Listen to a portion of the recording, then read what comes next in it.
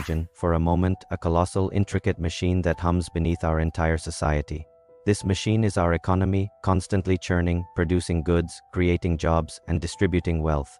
Sometimes it roars to life, vibrant and productive, but then came the 1930s.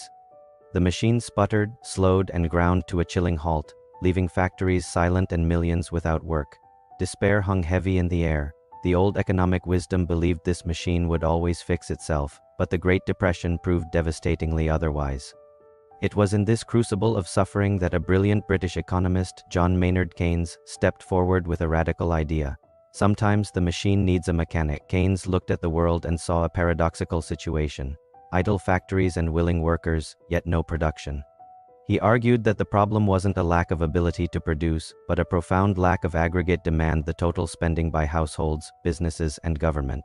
Think of aggregate demand as the fuel keeping the economic engine roaring.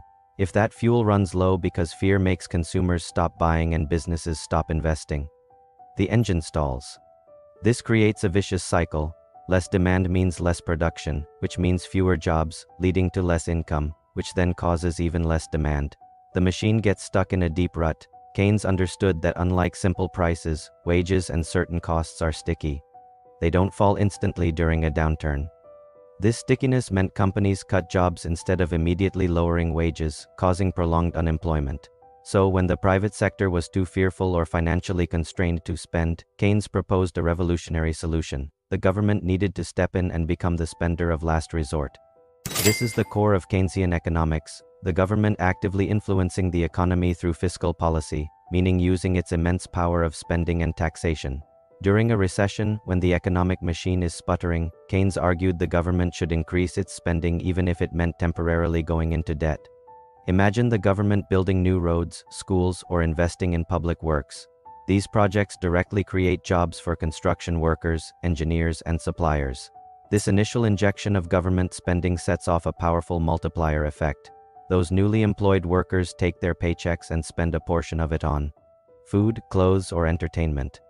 That spent money then becomes income for other businesses and their employees, who then spend a portion of that money, and so on, creating a ripple effect that amplifies the initial spending throughout the economy.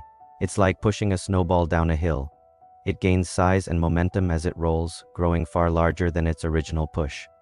Keynes also acknowledged that central banks, through monetary policy like lowering interest rates, could help make borrowing cheaper. However, he believed that in a deep recession, when fear is rampant, even very low interest rates might not be enough to convince businesses or consumers to borrow and spend, a situation he called a liquidity trap. In such dire circumstances, he argued, only the government had the unique power and resources to directly inject demand and kickstart the stalled machine. Keynes's ideas reshaped modern macroeconomics and profoundly influenced government policy for decades, especially after World War II.